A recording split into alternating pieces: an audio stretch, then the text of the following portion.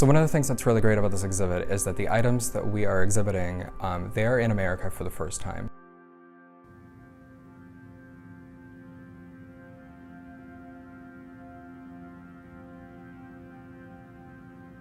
In this exhibit, we focus on hope and compassion. That's why we focus on the rescue mission and the people who volunteered and gave their time, and in many cases gave their lives, to save these women and save these children.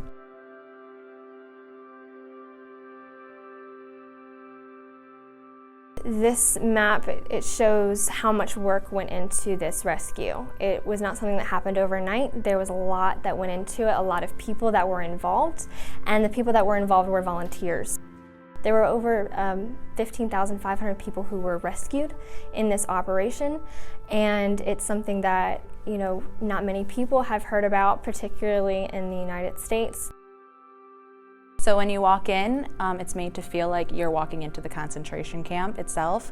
This is why we built this wall that has the barbed wire on top. And a piece that we showcase on this wall is the identification poster. It's really the only thing in our exhibit that we give to that the Nazis had.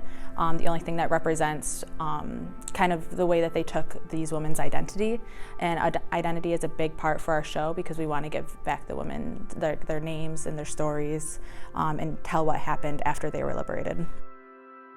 Part of our installation of the wall itself, we wanted to make sure that we do have this corner of hope, afterwards, after what happened. And so over here, you'll see the panels start to disappear. And so that's why we have the steps over here.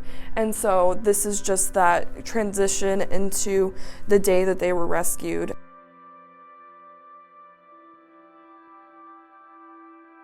We know that this uniform was worn by a prisoner, later refugee, named Apollonia Bryska. Apollonia was a Polish political prisoner. We can actually tell that by the patch that is on her shoulder. It's a red triangle with a P on the inside. The red of the patch indicates that she was a political prisoner. The P indicates that she was of Polish nationality. Apollonia was actually confined to the infirmary when she heard that the buses were coming to Ravensbrück. Apollonia jumped out a window and got herself to that bus and got on and was liberated to Malmö as a result of that. Passenger lists were taken in Malmö when the refugees were coming ashore.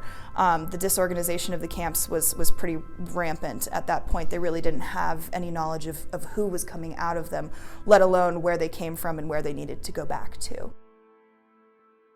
We know that these particular lists were taken on April 28th, 1945. So because of that, we're actually able to identify the women and the people that are present in this room, their stories and their artifacts.